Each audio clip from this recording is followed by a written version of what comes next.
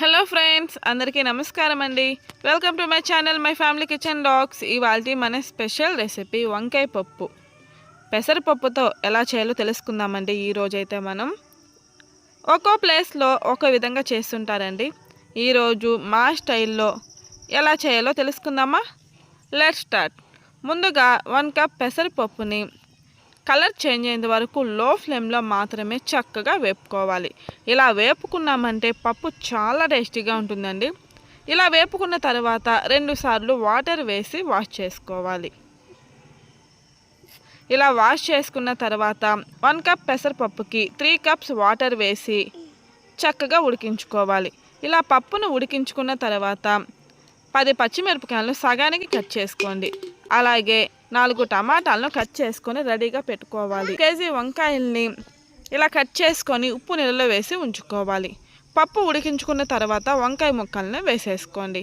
అలాగే కట్ చేసుకున్న పచ్చిమిర్చి, టమాటా ముక్కలు వేసుకోవాలి. ఇందులోనే 1 టీ స్పూన్ పసుపు వేసి కలిపేసేయండి. ఇవన్నీ చక్కగా కలుపుకొని 1 గ్లాస్ వాటర్ని వేసుకోవాలి. వంకాయలో వాటర్ ఉంటాయి కదండి, కాబట్టి 1 గ్లాస్ వాటర్ వేసుకుంటే ఈక్వల్గా సరిపోతుంది. ఇలా వాటర్ వేసుకొని మూత పెట్టుకొని 10 నిమిషాలు మీడియం ఫ్లేమ్లో కుక్ చేసుకున్నారంటే వంకాయలు అలాగే టమాటాలు సాఫ్ట్గా కుక్ అవుతాయండి. ఇలా వంకాయ టమాటాలు ఉడికించుకున్న తర్వాత రుచికి సరిపడా ఉప్పును వేసుకోండి. అలాగే చిన్న నిమ్మకాయ సైజ్ అంతా చింతపండుని వేసుకొని కలిపేసేయాలి. ఇలా పప్పు ఉడికించుకున్న తర్వాత వంకాయలను సపరేట్ చేసేసుకోండి. వంకాయలు ఇలా సపరేట్ చేయకుండా అలా పప్పు కుతితో మెత్తగా ఇనుపుకున్న బాగుంటుందని. ఇలా వంకాయలు సపరేట్ చేసుకొని పప్పు మెత్తగా ఇనుపుకొని అలాగే వంకాయలు యాడ్ చేసుకున్నామంటే వంకాయలు పంటికి తగులుతూ చాలా టేస్టీగా ఉంటుందండి. ఇలా మొత్తం పప్పు కుతితో మెత్తగా ఇనుపుకున్న తర్వాత పక్కకు పెట్టేసేయండి.